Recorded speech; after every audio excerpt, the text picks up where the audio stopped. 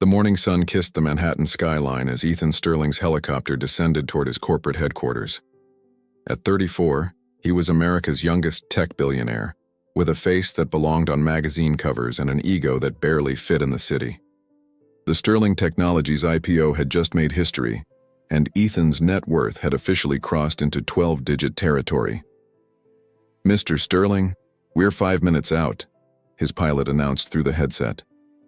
Ethan nodded absently, scrolling through acquisition targets on his tablet. Companies were just games to him now, pieces to collect, dismantle, or absorb into his empire. People, too, had become much the same. Meanwhile, in the Sterling Technologies lobby, Olivia Martinez was having the worst morning of her professional life. Coffee dripped from her once pristine portfolio as she desperately dabbed at the soaked pages containing months of architectural designs. "I am so sorry," mumbled the flustered intern who had crashed into her. "It was an accident." "These were for the executive presentation today," Olivia hissed, her voice low but trembling with fury.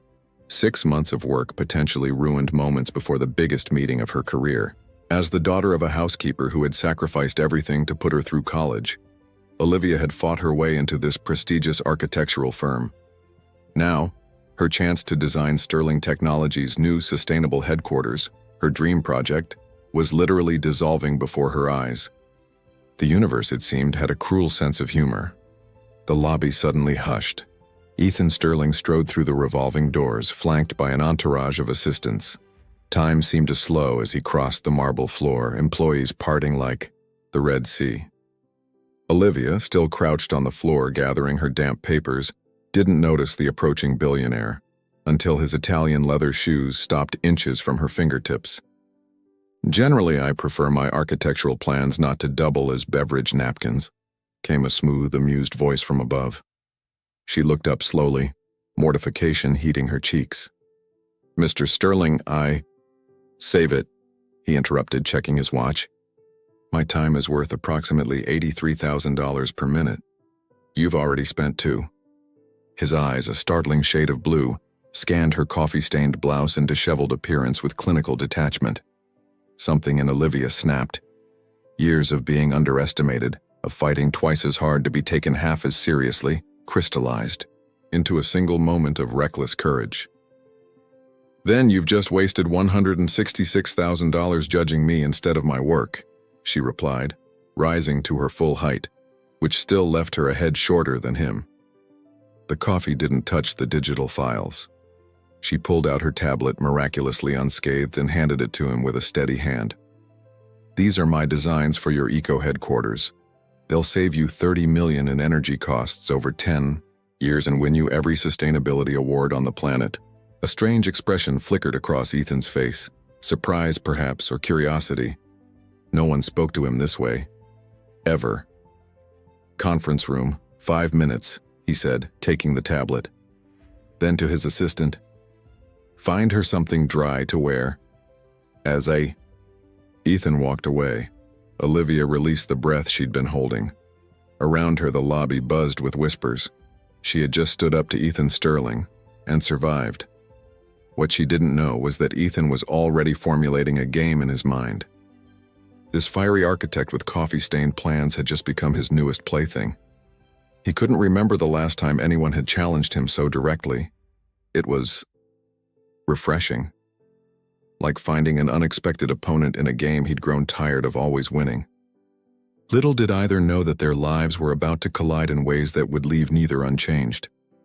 Ethan Sterling was not accustomed to being surprised. As he sat at the head of the conference table, watching Olivia Martinez confidently present her designs, he found himself genuinely intrigued, both by her revolutionary architectural concepts and by the woman herself. "The living walls don't just look spectacular," Olivia explained, her earlier nervousness replaced by passionate expertise. "They reduce the building's carbon footprint by 40% while improving employee productivity and wellness." Ethan leaned forward. "And the cost?" 15% more upfront, she admitted, but with a return on investment within 3 years. After that, it's pure profit. She met his gaze without flinching. You didn't become a billionaire by thinking, "Small, Mr. Sterling." A ripple of shocked silence fell over the room. No one spoke to Ethan this way. His executives exchanged nervous glances, waiting for the explosion that never came. Instead, Ethan laughed, an authentic, unexpected sound that startled even his closest advisors. "I want full proposals on my desk by Friday," he announced, rising abruptly. "And Ms. Martinez, I'd like you to join me for dinner tonight to discuss your vision." The pause was deliberate, calculated to make her wonder if it was really her designs that interested him. "I'm afraid I have plans," Olivia replied coolly, though her heart hammered against her ribs. Ethan's smile didn't falter. "Cancel them." After the meeting, her boss cornered her. "Do you understand what just happened?" he hissed. "Sterling never takes personal interest in project details. This could make your career and our firm's future." Olivia understood perfectly. Ethan Sterling was used to getting whatever and whoever he wanted, and now for some reason he had set his sights on her. That evening, Olivia found herself in Ethan's private dining room atop the Sterling Tower, with a view that made Manhattan look like a glittering jewelry box. "You know," Ethan said, pouring vintage champagne, "most people would be intimidated. By the view or by you?" His smile was predatory. "Both." Olivia sipped her champagne. "I grew up watching my mother clean houses for men like you. I learned early that billion-dollar empires are built by people who bleed the same as anyone else." Something flickered in Ethan's eyes, annoyance perhaps, or grudging respect. "Is that why you designed sustainability into every aspect of my headquarters? Some kind of social commentary?" "I designed it that way because it makes business sense. The fact that it also happens to benefit humanity is what we call a win-win." Throughout dinner, they sparred verbally, each testing the other's boundaries. Ethan was unaccustomed to anyone challenging his worldview, especially someone who needed his approval professionally. By dessert, he had made his decision. This woman wasn't going to be a simple conquest. She would be a more interesting game. "I'm going to personally oversee this project," he announced. "We'll be working closely together." "Is that necessary?" Olivia asked, suspicion evident in her tone. "You're proposing I spend $500 million on your vision," he replied, smoothly. "I want to be hands-on." The double meaning wasn't lost on her, nor was the fact that her career now hinged on navigating whatever game Ethan Sterling was playing. As his driver took her home to her modest apartment in Queens, Olivia replayed the evening in her mind. She had stood her ground, but at what cost? Ethan Sterling was accustomed to treating people as acquisitions, and she had clearly become his newest target. What Ethan didn't know was that Olivia had recognized his type immediately. She had watched her brilliant mother struggle under the casual cruelty of wealthy employers who viewed her as disposable. She had dated a similar, if less wealthy, narcissist in college who had used and discarded her when someone more convenient came along. A plan began forming in her mind. If Ethan Sterling wanted to play games with her heart, he'd find she wasn't the simple, grateful employee he expected. Two could play his game, and Olivia Martinez played to win. 3 weeks into the Sterling Technologies headquarters project, Olivia had become a fixture in Ethan's world. Their weekly design meetings had expanded into daily collaboration sessions, often extending into dinner discussions that blurred the line between professional and personal. "This rooftop garden needs to be more dramatic," Ethan insisted one evening, leaning over Olivia's shoulder to mark up her blueprints. His cologne, subtle, expensive, intoxicating, momentarily clouded her focus. "Not everything needs to be a spectacle," she countered, shifting away from his proximity. "Sometimes beauty lies in simplicity." "Is that your life philosophy, Ms. Martinez? Simplicity?" His voice held genuine curiosity beneath the teasing. Olivia looked up at him. "My grandmother had a saying, 'Even the simplest flower can crack concrete if it's determined enough.'"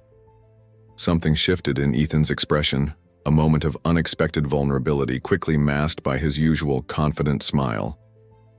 "I'd like to meet this philosophical grandmother of yours. She passed away when I was 15. But she'd have seen right through you, Mr. Sterling. And what exactly would she have seen? Olivia hesitated, then decided on honesty.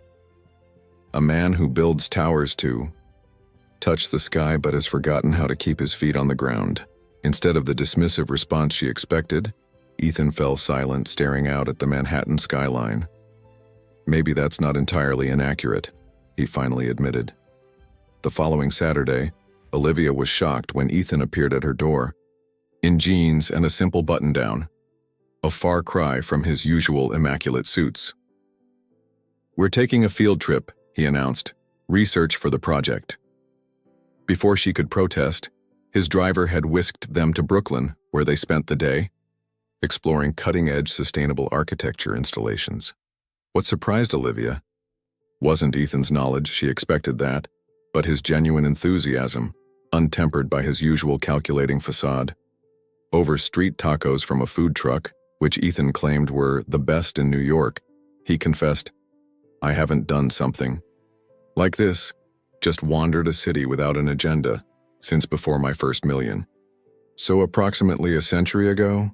Olivia teased. His laugh was unexpected and genuine. "It feels that way sometimes."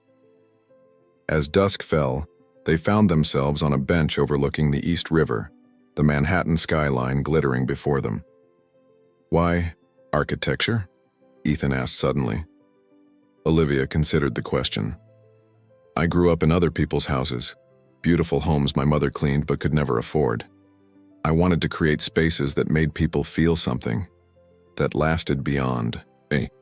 And what do you want people to feel in my building?" "Possibility," she said without hesitation. "That the future can be better than the past." Ethan studied her face in the fading light, seeing beyond her beauty to the quiet determination beneath. Something uncomfortable stirred in his chest, a feeling he hadn't permitted himself in years. What had begun as a game was becoming dangerously real. Meanwhile, Olivia's resolve to remain emotionally detached was weakening. She had planned to make Ethan fall for her and then reject him, a taste of his own medicine. But the man beneath the billionaire facade was more complex than she had anticipated. His ruthlessness in business was matched by unexpected moments of insight and even kindness. When she mentioned her mother's arthritis, an appointment with the country's top specialist mysteriously appeared the next day. When she casually referenced a book she loved, a first edition arrived at her apartment. Never with notes, never acknowledged, as if Ethan couldn't admit to these small acts of thoughtfulness. "You're getting too close," warned her best friend Zoe over coffee. "Men like him don't change. They collect experiences and people." "I know what I'm doing," Olivia insisted, even as doubt crept in. What neither Ethan nor Olivia realized was that they were both losing at their own games. The lines between strategy and sincerity, between pretense and preference, were blurring with each passing day. The project was nearing its final approval phase when disaster struck. An economic downturn prompted Sterling Technologies' board to recommend scrapping the sustainable headquarters in favor of a more conventional, less expensive design. "It's business," Ethan explained coldly in his office, reverting to the calculating persona Olivia had almost forgotten. "The numbers don't justify the investment right now." "The numbers?" Olivia echoed, disbelieving. "What happened to legacy, to possibility? Was all of this," she gestured between them, "just part of your entertainment budget?" The flash of hurt in Ethan's eyes was quickly replaced by practiced indifference. "Don't confuse business with pleasure, Ms. Martinez." Olivia stood, dignity intact despite the pain searing through her chest. "I won't make that mistake again." 2 months had passed since the project's cancellation. Olivia had thrown herself into smaller commissions, trying to rebuild her professional momentum while ignoring the hollow ache that accompanied thoughts of Ethan Sterling. Her apartment buzzer rang unexpectedly one rainy Sunday afternoon. "Package delivery," crackled the intercom. Downstairs she found not a delivery person but Ethan himself, rain-soaked and uncharacteristically disheveled. "5 minutes," he said, his usual commanding tone softened by what sounded like uncertainty. That's all I ask." Against her better judgment, Olivia led him upstairs to her modest apartment. Ethan looked out of place among her eclectic furniture and framed architectural sketches. "I made a mistake," he said without preamble. Olivia crossed her arms. "Which one? There's quite a list to choose from." A ghost of a smile crossed his face. "All of them. But specifically, canceling your project." He pulled out his tablet and slid it across her coffee table. "I'm doing it anyway. Not as Sterling Technologies, but as the Ethan Sterling Foundation." Olivia stared at the screen in disbelief. The plans, her plans, were being implemented, with construction already underway. "Why?" she managed. Ethan ran a hand through his rain-dampened hair. "When we met, I saw you as a diversion, someone different, challenging, a temporary amusement." His honesty was brutal but necessary. "I didn't expect you to change how I see the world." Olivia felt her carefully constructed defenses wavering. "And how do you see it now?" "With possibility," he said, echoing her words from months ago. "That the future can be better than the past." He paused. "But only if I'm brave enough to make different choices." He crossed to the window, looking out at the rain-slicked streets of Queens, so far from his penthouse world. The board was right about the numbers, but wrong about what matters. This building will set a new standard for sustainable corporate architecture. Every major company will want to follow suit. "So it's still about profit," Olivia concluded, disappointment evident in her voice. "No," Ethan turned to face her. "It's about legacy, about making something that matters." He stepped closer. "You asked me once what happened to the man who cared about possibility. The truth is, he got lost somewhere between the first billion and the trophy penthouse." Olivia maintained her distance. "And you expect me to believe you found him again?" "I don't expect anything," Ethan replied. "I don't have the right to. But I'm trying to become someone worthy of the way you looked at me that day in Brooklyn. Like you saw something in me worth believing in." His vulnerability was disarming. This wasn't the calculated charm of a man used to getting his way. This was something raw and real. "I had a plan, you know," Olivia admitted. "When I realized you were playing games with me, I was going to make you fall for me and then walk away, give you a taste of your own medicine." Ethan nodded slowly. "Poetic justice." "But then you had to go and be complicated," she continued. "Show glimpses of someone thoughtful beneath all that arrogance." "Did it work?" His question hung between them. "Did I fall according to plan?" Olivia's silence answered for her. "The problem with our games," Ethan said softly, "is that we both lost." He took another step closer, close enough that she could see the genuine regret in his eyes. "I don't want to play anymore, Olivia. No more strategies, no more walls. Just truth." "And what's the truth?" she whispered. "That I love you," he said simply. "That I'm terrified by how much I love you because I've never needed anyone before. That I would build or tear down 1,000 buildings if it meant a chance to start over with you." Rain pattered against the windows, filling the silence between them. Years of self-protection warred with the undeniable truth reflected in Ethan's eyes. "I can't promise I won't hurt you," she finally said. "I built walls for a reason." "I'm not asking for guarantees," Ethan replied. "Just possibility." The word hung between them, their shared vision, their connection. When Olivia finally moved toward him, it wasn't with the passionate abandon of movies. It was with cautious hope, the kind that recognizes the risk but chooses to believe anyway. Their kiss was gentle, questioning, before deepening into something more certain. Not an ending, but a beginning. 1 year later, Sterling Eco Tower opened to international acclaim, setting new standards for sustainable corporate architecture. At the ribbon-cutting ceremony, reporters noted the rare sight of Ethan Sterling looking happier about the woman beside him than about his latest achievement. Olivia had insisted on maintaining her own career, designing affordable, sustainable housing in partnership with the Sterling Foundation. Their relationship wasn't perfect, Two strong-willed individuals who had both known pain didn't merge lives without conflict, but it was real. "Admit it," Ethan whispered as they stood on the rooftop garden she had designed, now lush with life. "Your grandmother would have approved in the end." Olivia smiled, leaning into his embrace. "She would have made you work for it a little longer, but yes, she would have seen what I see now." "And what's that?" "That sometimes," she said, echoing her grandmother's wisdom, "the most spectacular views come after the most difficult climbs." The sharp morning light cut through the floor-to-ceiling windows of the penthouse office atop Blackwood Tower, illuminating the solitary figure of Alexander Blackwood.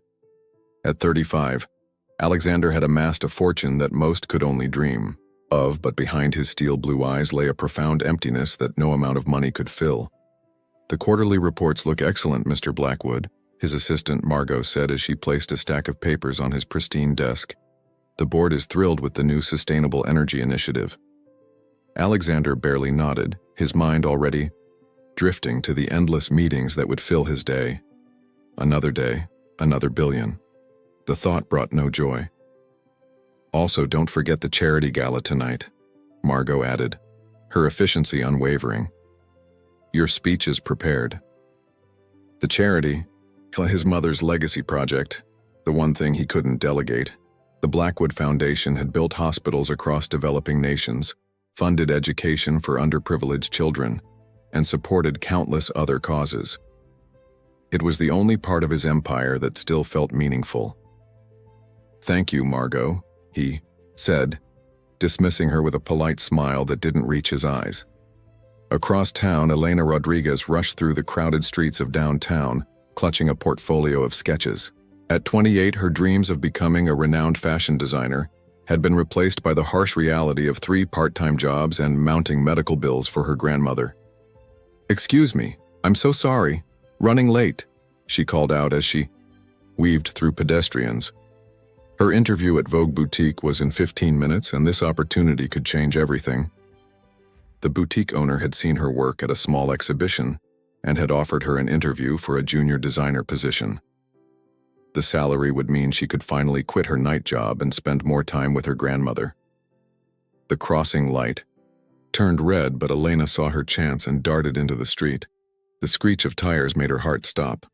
"Watch where you're going," shouted the driver of the sleek black Tesla that had nearly hit her. Elena froze as the passenger door opened and a tall figure stepped out. The world seemed to slow as she found herself staring into the most intense blue eyes she had ever seen. "Are you all right?" Alexander Blackwood asked, concern replacing his initial irritation. I'm fine," Elena stammered, suddenly aware of how disheveled she must look. "I'm just late for an interview and—" A gust of wind swept through the street, catching her portfolio and scattering her sketches across the pavement. "No," she cried, diving to catch them as they danced away on the breeze. Without hesitation, Alexander joined her, chasing down the wayward papers. When they finally gathered them all, he took a moment to look at one of the designs. "These are exceptional," he said, genuine surprise in his voice. Elena blushed, taking the sketch from him. "Thank you, but I really need to go. This interview is my one chance." "Let me drive you," Alexander offered, gesturing to his car where his chauffeur waited. "It's the least I can do after nearly running you over." Elena hesitated. Getting into a stranger's car was exactly what her grandmother had always warned her against. But something in those blue eyes made her trust him, and she was desperate not to miss this opportunity. "All right," she agreed, clutching her portfolio to her chest. As they drove through the city streets, neither could have imagined how this chance encounter would change their lives forever. For Alexander, the empty penthouse suddenly seemed less appealing than the vibrant energy of the woman beside him. For Elena, the mysterious suited man was far removed from her world of struggle and hustle, yet something about his hidden sadness called to her. Little did they know, fate had just dealt them both a hand that would reshuffle the cards of their carefully planned lives. "This is Vogue Boutique, correct?" Alexander asked as the car pulled up to a chic storefront with minimalist signage. Elena nodded, her nervousness multiplying now that she was actually here. and with a mysterious stranger in a suit worth more than her monthly rent. "Thank you for the ride, Mr. Blackwood, Alexander Blackwood," he supplied, extending his hand. "And you are?" "Elena Rodriguez," she replied, shaking his hand briefly before gathering her portfolio. "I really appreciate the help with my sketches and the ride." Something made Alexander hesitate. "Good luck with your interview. Would you mind if I waited?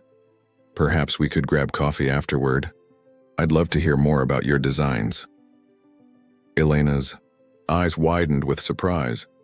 Men who looked like Alexander Blackwood didn't usually take interest in struggling designers from her side of town. That's very kind, but I'm sure you're busy. You certainly look important." Alexander smiled.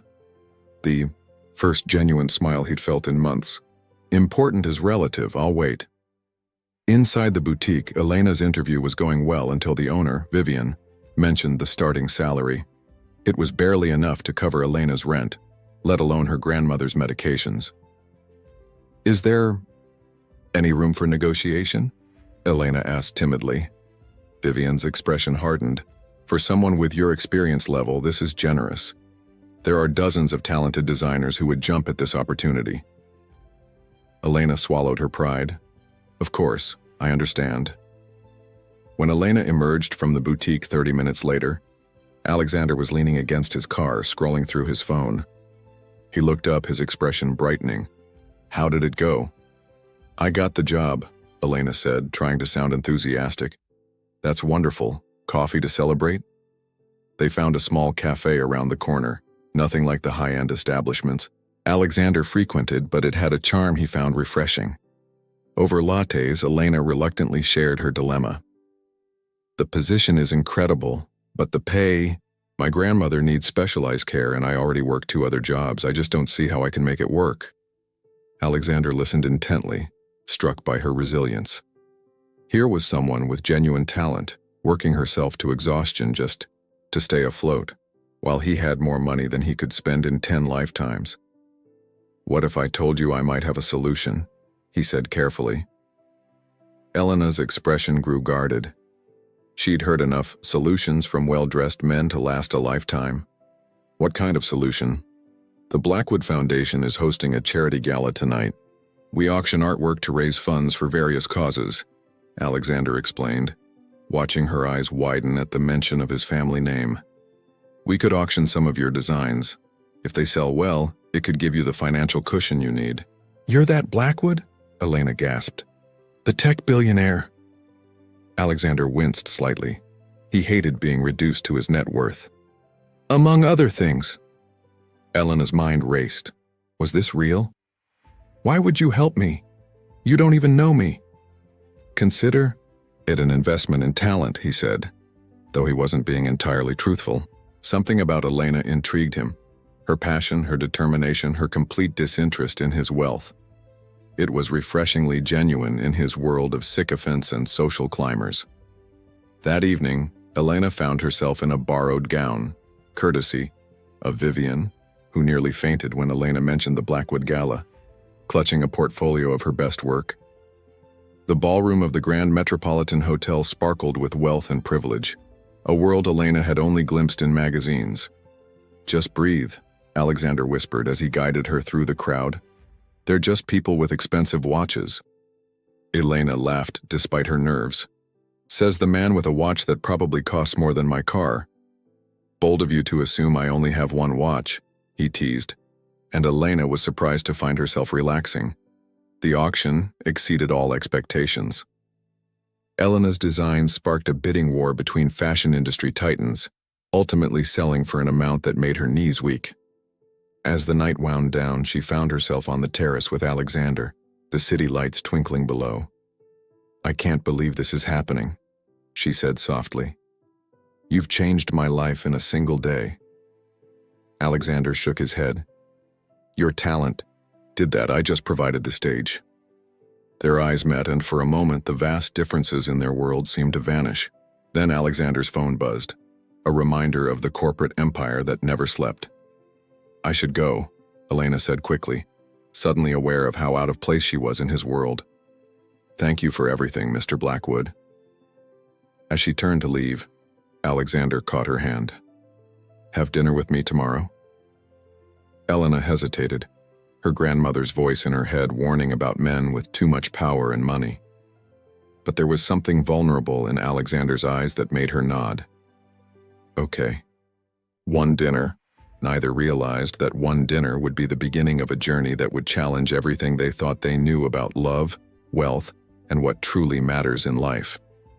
One dinner turned into several, and several turned into a month of increasingly intimate evenings where Alexander and Elena gradually peeled back the layers of their carefully constructed facades.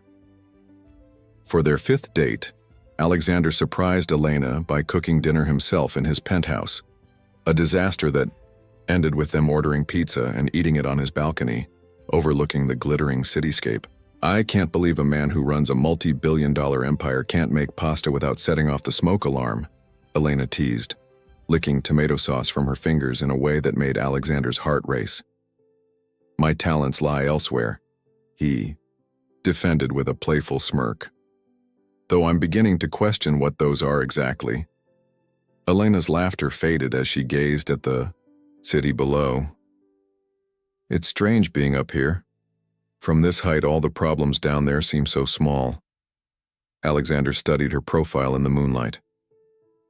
What problems are on your mind tonight? Elena hesitated. She'd been avoiding telling him about the latest setback, her grandmother's health insurance denying coverage for a new treatment.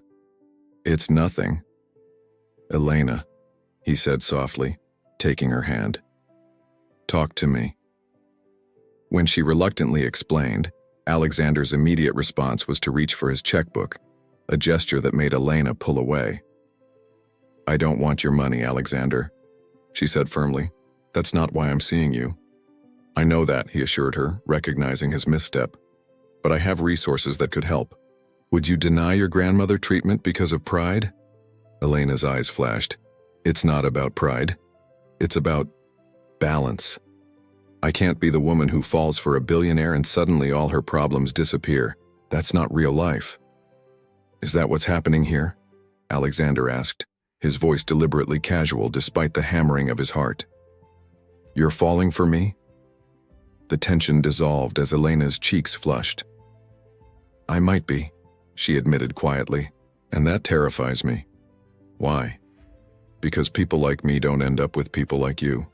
Not in the real world. Alexander moved closer, tucking a strand of hair behind her ear. Maybe we should stop letting the world dictate what's possible. Their first kiss was tentative at first, then deepened with an urgency that surprised them both, a release of the tension that had been building since that first day on the street. When they finally pulled apart, both were breathless. Stay, Alexander whispered. Elena did. Morning light streamed through the floor-to-ceiling windows of Alexander's bedroom, waking Elena gently. For a moment, she simply watched him sleep, marveling at how different he looked, younger, unburdened by the weight of his empire. She slipped out of bed and wrapped herself in his dress shirt, padding to the kitchen to make coffee. Alexander's phone buzzed on the counter. She ignored it until it buzzed again and again. Glancing at the screen, she saw a barrage of urgent messages from someone named Margot about a crisis meeting and stock plummeting. The final message made her blood run cold. PR team handling damage control Rodriguez situation. Elena froze. Her situation? She quickly opened a browser on her phone and searched Alexander's name. The headlines made her stomach drop. Blackwood Billionaire's new pet project, struggling designer. Alexander Blackwood's charity case. Business or pleasure? Sources reveal Blackwood paid $250,000 for unknown designer sketches. Attached were photos of them at the gala, leaving restaurants, even one of her entering his building last night. The article suggested Alexander was using her as a publicity stunt to soften his cutthroat business image.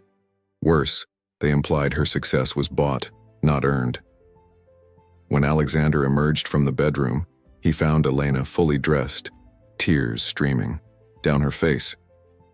Is that what this is? She demanded, showing him the articles. A PR strategy to make you seem more human? Did you pay those people to bid on my designs? Alexander paled. Elena, no. That's absurd. Those bids were legitimate.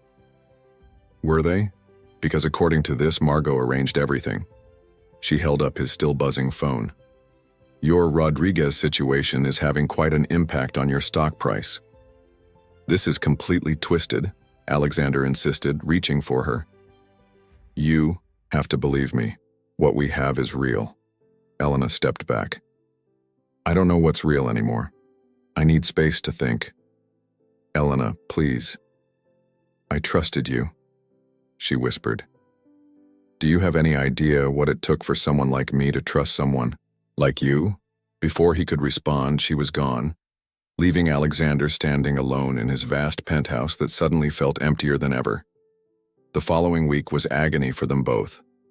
Elena threw herself into her new job at the boutique, ignoring the whispers and sidelong glances from co-workers who had seen the articles. At night, she sat with her grandmother, who watched her with knowing eyes. He's called 12 times, Nieta, her grandmother said gently, pointing to Elena's silenced phone. Perhaps you should listen. It was all fake, abuela, Elena insisted, though the ache in her chest suggested otherwise. Was it? Her grandmother challenged. Did it feel fake when you were with him? Elena couldn't answer. Alexander, meanwhile, was a wreck. His normally impeccable appearance grew disheveled, his focus shattered. Board members whispered about his mental state as business decisions were postponed. You need to fix this, Margot said bluntly during a rare moment when Alexander was actually in his office. The board is concerned. I don't care about the board, Alexander snapped. I care about Elena. Then do something about it, Margot exclaimed, uncharacteristically emotional. In the 10 years I've worked for you, I've never seen you care about anyone like this. Fight for her, Alexander. Inspired by his assistant's unexpected advice, Alexander formulated a plan, one that would either win Elena back or confirm that he had truly lost her forever. Meanwhile, across town, Elena made a decision of her own. Despite her hurt and confusion, she couldn't deny the truth in her heart. Whatever his initial motivations, what had grown between them felt genuine.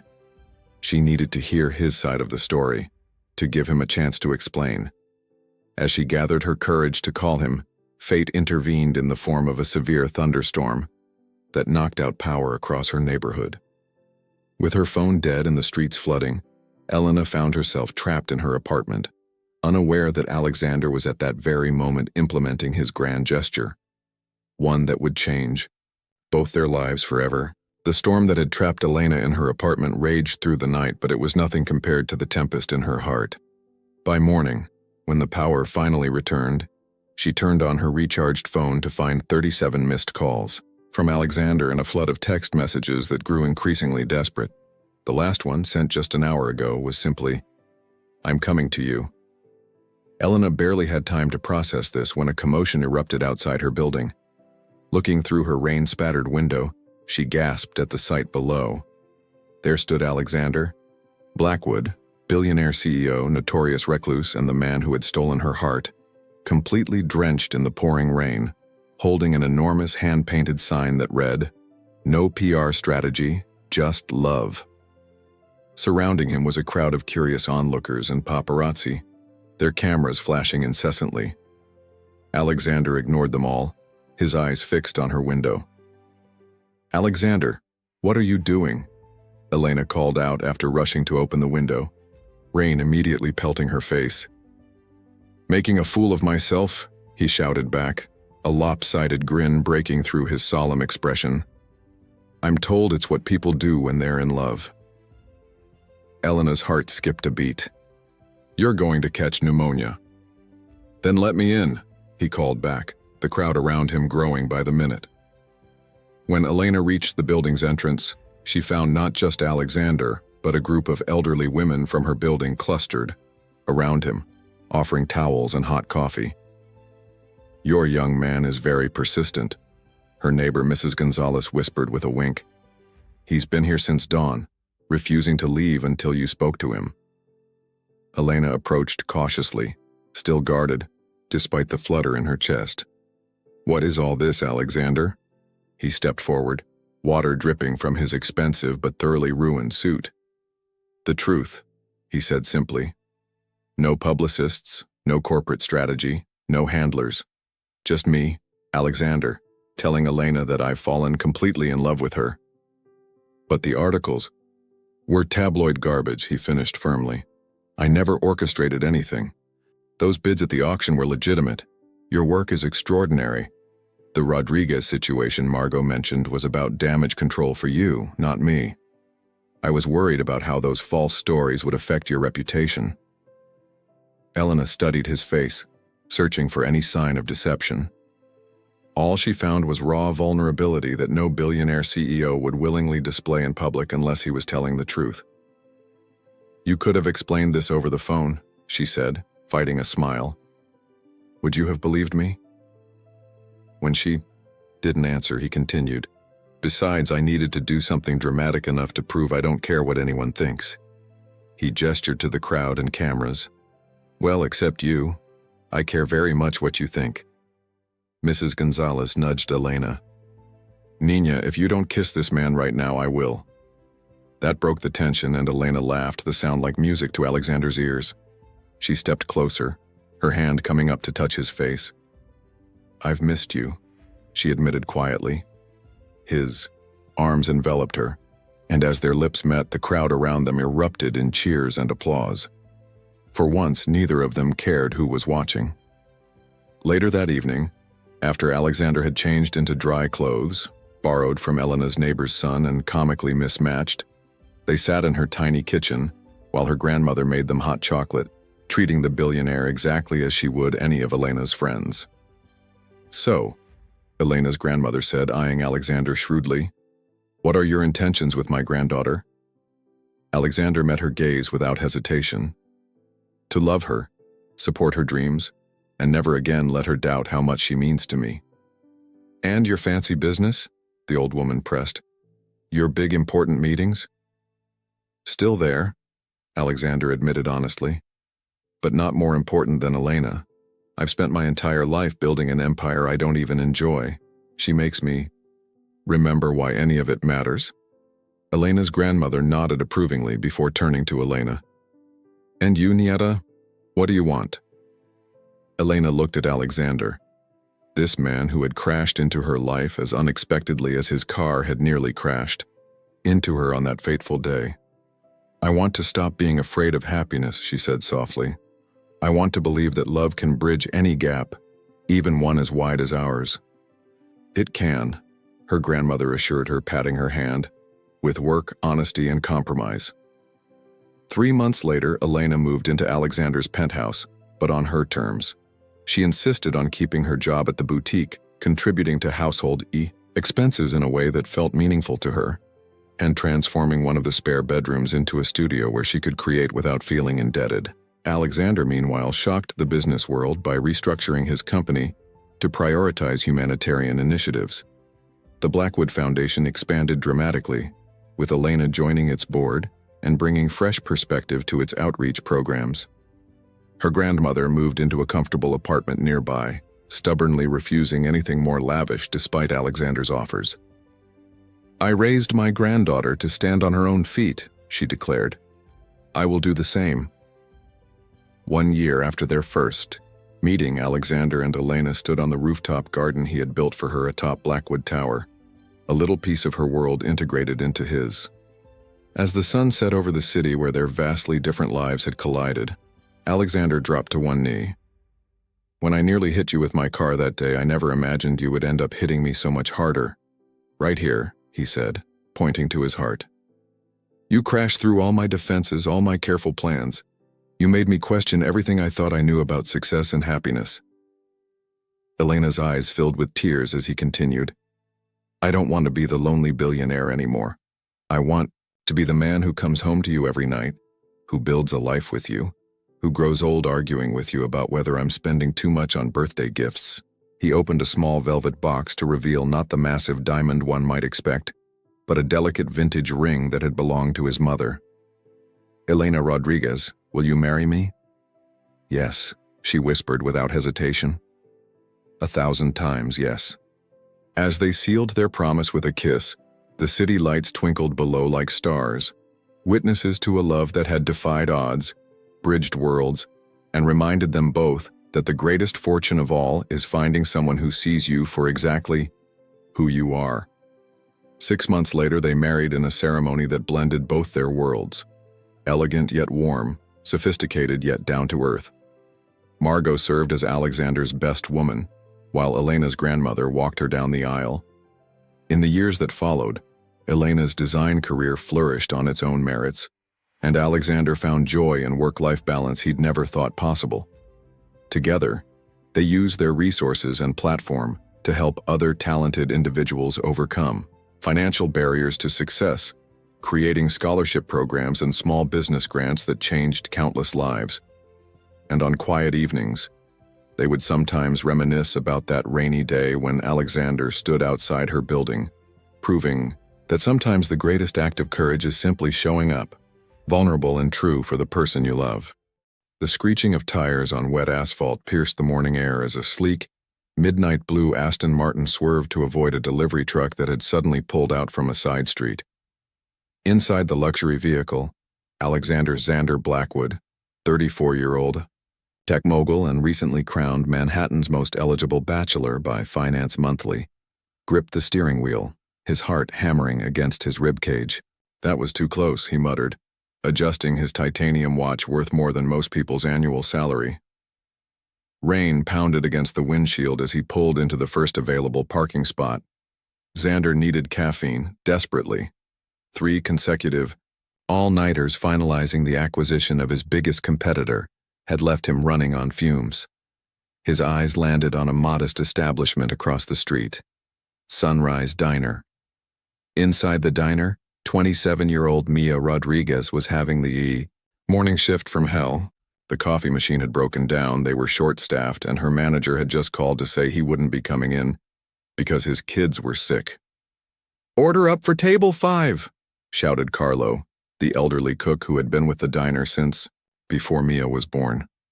Balancing 3 plates of eggs and pancakes while dodging a spilled orange juice, Mia managed a genuine smile for the elderly couple at table 5. "Here you go, Mr. and Mrs. Patterson, just how you like them." "You're an angel, Mia," Mrs. Patterson said, reaching for her hand. "How's your mother doing?" Mia's smile flickered for just a second. "She's responding well to the treatments. Thank you for asking. The doctors are optimistic." What she didn't mention was the mounting medical bills that kept her awake at night, or the second notice of foreclosure on her childhood home that had arrived yesterday, or that her younger sister's college tuition was due next week. The bell above the door jingled, and Mia turned to see a tall figure shaking raindrops from what was clearly an outrageously expensive coat. Something about him seemed vaguely familiar. "Seat yourself anywhere," she called out, rushing to grab more coffee pots. Xander chose a corner booth with a view of the street. He hadn't been in a place like this since college, before his algorithm had revolutionized artificial intelligence and catapulted him into the stratosphere of wealth. Something about the simplicity appealed to him. No assistants, no shareholders, no board members demanding explanations for his unorthodox business decisions. "Coffee?" Mia appeared beside his table, coffee pot in hand, dark curls escaping from her messy bun. Xander looked up, and for the first time in years, found himself genuinely speechless. It wasn't just that she was beautiful, though she undeniably was. It was the weariness behind her smile that resonated with something deep inside him. "Yes, please, black." His voice came out rougher than intended. As she poured, Xander noticed her hands, clearly not manicured like those of the women who typically surrounded him, but strong and capable. When the sleeve of her uniform rode up slightly, he caught sight of an intricate tattoo, a compass rose. "Nice tattoo," he said, desperate to say something. "Are you a traveler?" Mia looked surprised at the personal question from a customer in a $3,000 suit. "Aspiring to be," she replied with a wry smile. "Haven't made it further than New Jersey yet, but I've got plans." Their eyes met, and time seemed to pause in that peculiar way it sometimes does when two souls recognize something kindred in each other. The moment shattered when a crash came from the kitchen, followed by Carlo's colorful Italian cursing. "I'd better." Mia gestured toward the kitchen. "Of course," Xander nodded. As she hurried away, he found himself watching her. The way she stopped to check on each table. Her efficient movements, the genuine warmth in her interactions with customers who clearly knew her well. His phone buzzed incessantly. His assistant, his lawyers, the press wanting statements about the acquisition. For the first time in recent memory, Xander Blackwood let his phone continue buzzing. Instead, he sipped his coffee and observed the morning ballet of the Sunrise Diner, with Mia at its center. What he couldn't have known was that across the diner, Mia was trying not to stare at the handsome stranger whose face she had just recognized from countless business magazines, or that the universe had just set in motion a series of events that would change both their lives forever. 3 days later, Mia was rushing through the monthly bills at her tiny kitchen table, calculator in one hand, and a cold cup of tea in the other. The apartment was quiet except for the rhythmic ticking of the ancient wall clock and the occasional rumble of the subway beneath the building. "That can't be right," she muttered, rechecking the hospital bill for the third time. The amount hadn't changed, $47,853.22 after insurance. Her mother's experimental cancer treatment wasn't covered, of course. Add that to the mortgage payments her father had fallen behind on before his death last year, her sister Lucia's tuition, and the regular monthly expenses. Mia pushed her hair back with both hands and took a deep breath. She'd figure it out. She always did. The buzzer rang, making her jump. No one ever visited on Tuesday afternoons. "Who is it?" she asked into the intercom. "Delivery for Mia Rodriguez," came the reply. Confused, she buzzed them in. When she opened her door, a delivery man stood there with an enormous bouquet of wildflowers. Not the typical roses or lilies, but meadow flowers in every color imaginable. "I didn't order these," she said, perplexed. "Already paid for." The delivery man shrugged, handing her an envelope before disappearing down the stairs. Inside was a handwritten note on thick cream-colored paper. "The coffee was excellent. I wonder if the chef would share his pancake recipe. Breakfast again tomorrow. X." No phone number, no explanation, just an address to one of the most exclusive restaurants in the city and a time, 9 a.m. "X," Mia whispered, then it clicked. The handsome stranger from 3 days ago, Alexander Blackwood, the tech billionaire whose face was plastered across the business section of every newspaper in the country. "No way," she laughed nervously to herself. "Absolutely no way." But the next morning, curiosity got the better of her. After dropping Lucia off at community college, Mia found herself standing outside Etoile, wearing her best sundress and feeling woefully underdressed despite her efforts. "Ms. Rodriguez?" A maitre d' approached her immediately. "Mr. Blackwood is waiting. On the terrace." The terrace turned out to be a rooftop garden with breathtaking views of the city. Xander stood when he saw her, looking both imposing and somehow vulnerable in a simple blue button-down shirt and dark jeans. "You came," he said, sounding genuinely surprised. "I wasn't sure you would." "I'm not sure why I did," Mia admitted, accepting the seat he pulled out for her. "This isn't really my scene." "Mine either, if I'm being honest," Xander confessed, "but they make incredible pancakes." As if on cue, a server appeared with plates of fluffy pancakes drizzled with real maple syrup and fresh berries. "You ordered already?" Mia raised an eyebrow. "I took a chance," he said with a smile that made her stomach flip in a way that was entirely too teenage girl for her liking. Over breakfast, Mia found herself relaxing. Despite his wealth and status, Xander was surprisingly easy to talk to. They discovered shared tastes in obscure indie bands and a mutual hatred for pretentious food. "So," she said finally, setting down her coffee cup. "Why am I here, Mr. Blackwood?" "Xander, please," he corrected. "And that's a fair question." He leaned forward, his expression growing serious. I have a proposition for you. Mia's defenses immediately went up. I'm not interested in being anyone's charity case or weekend entertainment. That's not... Xander looked genuinely distressed. I'm sorry, I'm handling this badly. Let me start over. He took a deep breath. I run a foundation that helps families with medical debt. It's something personal to me after losing my mother to cancer when I was in college. This was not what Mia had expected. I don't understand. Your conversation with the elderly couple that day at the diner about your mother's treatments. I couldn't help overhearing. Xander looked apologetic. My foundation could help with those bills, no strings attached. Mia felt a flash of anger mixed with embarrassment. You've been investigating me? No. Well, yes, but not in a creepy way.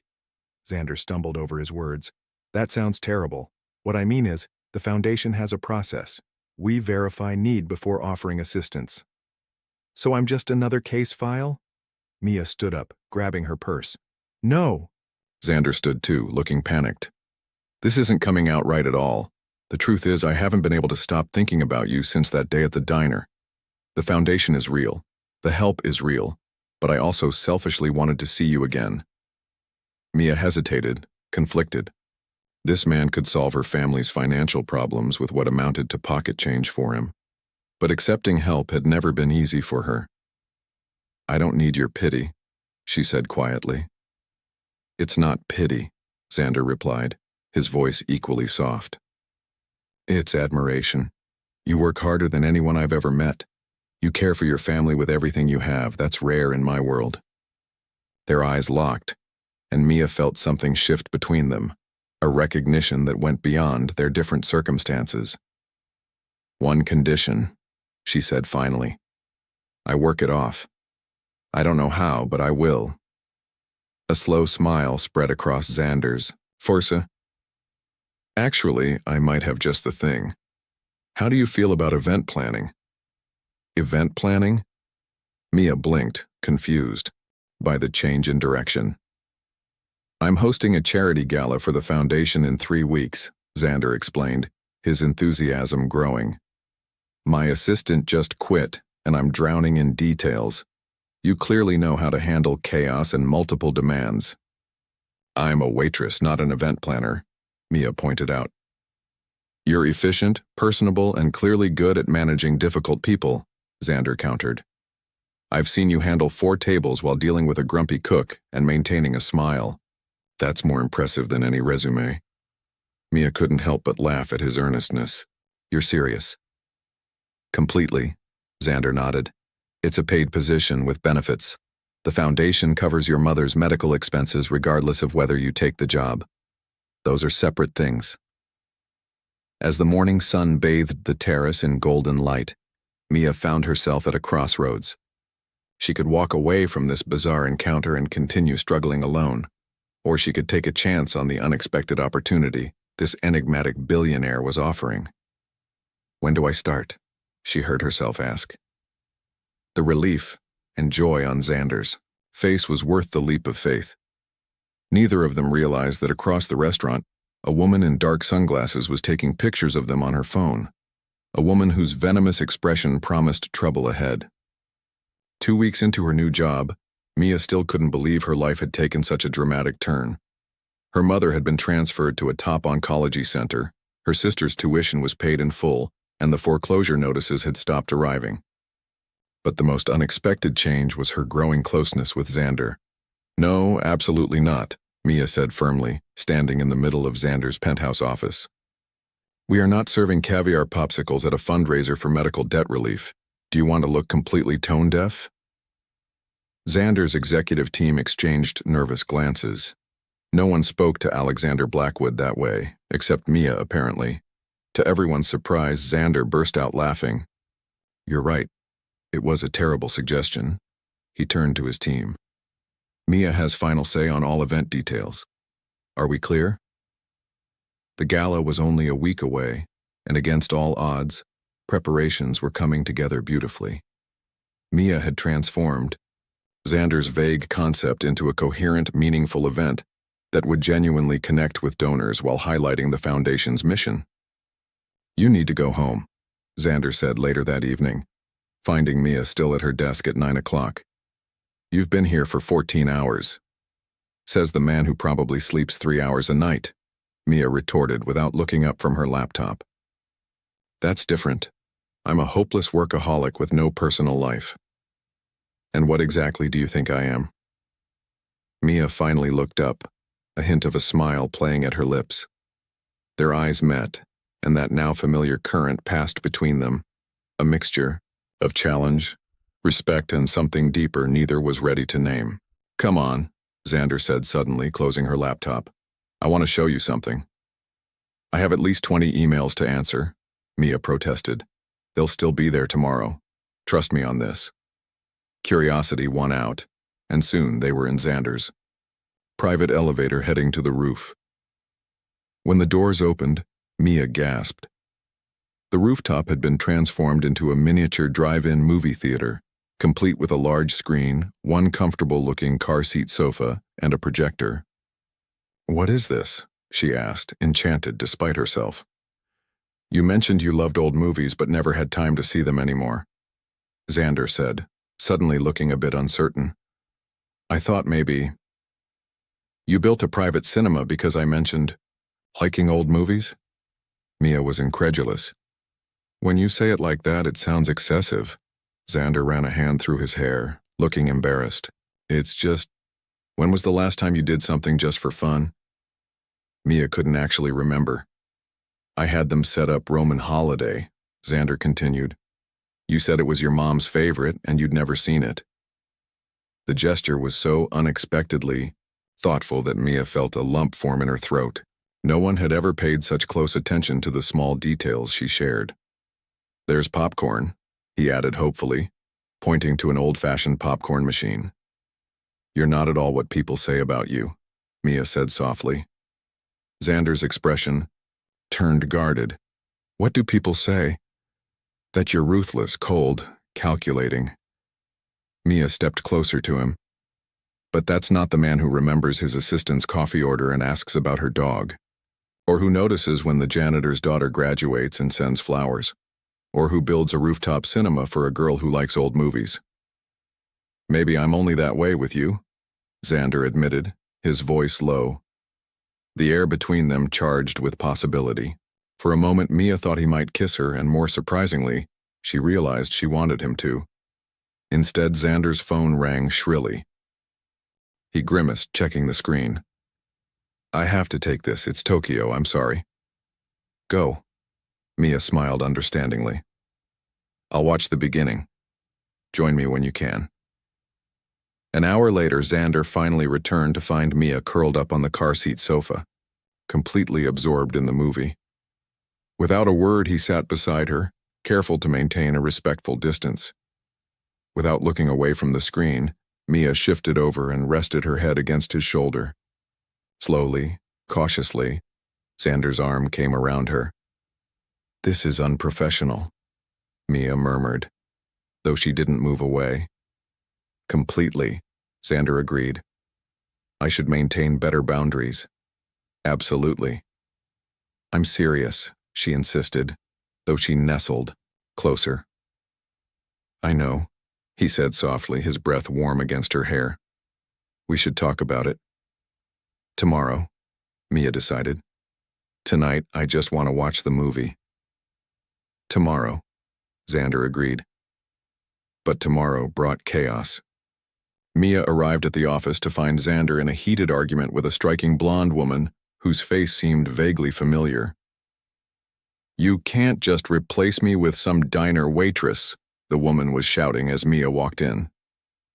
Victoria, that's enough. Xander's voice was ice cold, a tone Mia had never heard from him. You quit, remember? I can't work for someone with no heart. Your exact words. Victoria, the former assistant, Mia realized, spotted her and narrowed her perfectly made-up eyes. Her? This is who you replaced me with? Ms. Rodriguez is more qualified than you ever were, Xander stated flatly. Now, if you'll excuse us, we have work to do. Victoria smiled thinly. You always did have a thing for charity cases, Xander. Remember how that worked out last time? After she stormed out, an uncomfortable silence fell between them. Ex-girlfriend? Mia finally asked, trying to sound casual. Ex-everything, Xander sighed. Assistant, girlfriend, almost fiancé. It ended badly. I see, Mia said, though she didn't, not really. The glimpse of Xander's past life, filled with beautiful, sophisticated women like Victoria, reminded her sharply of the differences between them. No, you don't. Xander stepped closer. Victoria was what everyone expected me to want. She fit the role perfectly, but I never felt with her what I feel when... The intercom buzzed, interrupting what promised to be an important confession. Mr. Blackwood, the board members have arrived for the emergency meeting. The moment broken, Xander stepped back. We'll talk later, after the gala preparations. Mia nodded, but as she watched him switch instantly into corporate mode, she couldn't help wondering if she was setting herself up for heartbreak. After all, what could a billionaire tech genius and a waitress from the Bronx really have in common once the novelty wore off? Later that afternoon, Mia was reviewing seating arrangements when her phone pinged with a news notification. The headline made her blood run cold. Tech Titans charity case. Blackwood's new romance raises eyebrows. The article featured photos of her and Xander on the rooftop the night before, along with quotes from an insider claiming Xander had a pattern of rescuing women before growing bored and moving on.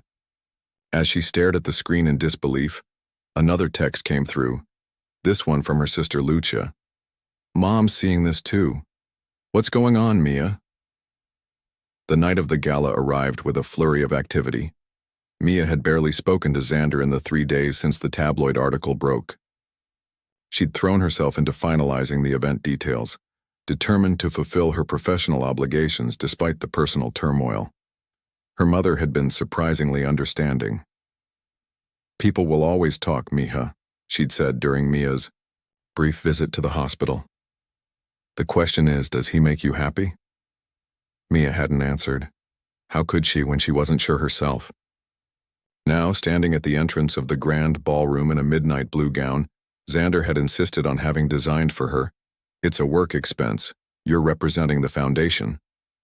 Mia greeted donors with practiced charm while keeping one eye on the door. Xander was late, unusual for someone who valued punctuality as much as he did.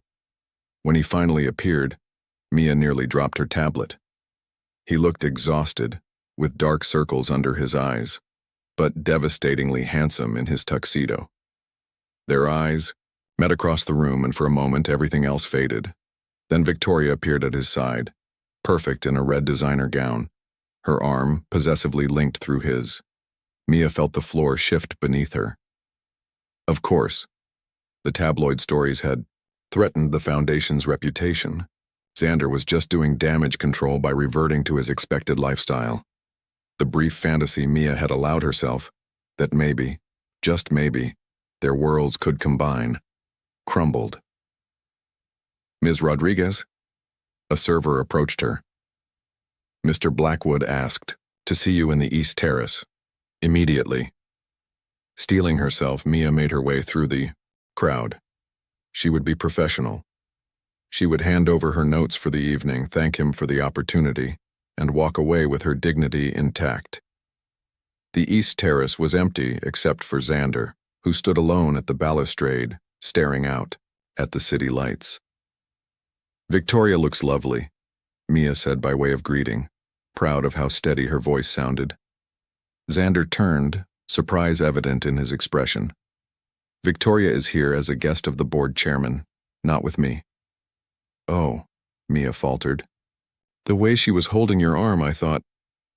That was for the cameras, Xander interrupted, moving toward her. She's trying to create a narrative, just like she did with that tabloid piece. She leaked the story? Mia shouldn't have been surprised, but somehow she was. With considerable embellishment, Xander confirmed. Victoria likes control. She doesn't appreciate being replaced, professionally or personally. A moment of silence stretched between them. The sounds of the gala drifted from inside. Glasses clinking, elegant laughter, the quartet playing soft jazz. I've been avoiding you, Xander admitted. Not because of the article, but because I realized something when I saw it. Mia braced herself. Here it came. The gentle letdown. The, "It's been fun but not practical" speech. I realized I'm in love. With you, Xander said instead, his voice rough with emotion. And it terrifies me. Mia stared at him. You're… what? In love with you, he repeated more firmly this time. Not with the idea of rescuing you or whatever nonsense Victoria's spreading. With you, stubborn, brilliant, compassionate you. But you could have anyone, Mia whispered, the insecurity she'd been battling finally surfacing. I don't want anyone. Xander moved closer, taking her hands in his. I want the woman who calls me on my privilege, who works harder than anyone I've ever met, who made me watch Roman Holiday and cried at the ending. Despite herself, Mia smiled. It was a sad ending. It doesn't have to be for us, Xander said softly. I know this is fast. I know it's complicated, but these past weeks you've made me happier than I've been in years. You see me. Not my money, not my company, just me. Mia felt tears gathering. What about the differences between us? Your world, my world. They're just places, Xander insisted. What matters is who we are together. I don't care what anyone thinks. I care what you think, how you feel. Mia looked up at him, seeing the vulnerability in his eyes. This man who commanded boardrooms and built tech empires was laying his heart bare before her, asking for nothing but honesty in return. I think, she said slowly, that I've been falling in love with you since you built me a rooftop cinema. Joy dawned across Xander's face. Really? Really, Mia confirmed, stepping closer. But there are conditions, Xander nodded solemnly, though his eyes sparkled. Name them. I keep my job at the foundation, but I earn it on merit. No special treatment. Agreed, Xander said. You're already the most effective manager we've ever had. I finished my degree, Mia continued. The one I had to abandon when my father got sick. Absolutely, Xander nodded. Though I'll miss you while you're in class. And, Mia took a deep breath. We take this slowly, day by day, no rushing. Xander's hands came up to frame her face. I would wait forever for you, Mia Rodriguez. But I really, really want to kiss you right now. She smiled, her heart lighter than it had been in years. I suppose that's acceptable. When their lips finally met, it felt like coming home to a place she'd never been before. Perfect. Right. Inevitable. Later, as they returned to the gala hand in hand, there were whispers and stares. Victoria's face turned thunderous, but none of it mattered. The foundation raised a record amount that night. Mia's mother's treatment continued successfully. Lucia graduated with honors and started her own business with Xander's mentorship. The Sunrise Diner received an anonymous donation that allowed Carlo to finally retire, though he still came in 3 days a week because he missed the regulars. 6 months later, Mia moved into Xander's penthouse, but only after insisting on paying for renovations herself with her foundation salary. A year after that, he proposed on the rooftop cinema during a screening of Casablanca. Here's looking at you, kid, he quoted with that boyish grin that still made her heart flip. That's the cheesiest proposal ever, Mia laughed through her tears. Is that a yes? Xander asked, the billion-dollar man suddenly as nervous as a schoolboy. Mia kissed him deeply before pulling back with a smile. That's a what took you so long? 2 years to the day from their first meeting at the Sunrise Diner, they were married in a small ceremony with their closest friends and family. No press, no celebrities, just the people who mattered most. At the reception, Mrs. Patterson, from the diner, nudged her husband. I knew it from the moment he walked in that rainy morning, the way he looked at her, like she was the answer to a question he hadn't even known to ask. Mr. Patterson squeezed her hand. Some hearts just recognize each other. Across the room, Xander twirled Mia on the dance floor. both of them laughing. In the end, it wasn't about a billionaire saving a waitress. It was about two people whose lives had been missing something vital until they found each other, proving, once again, that the richest currency in any universe is love.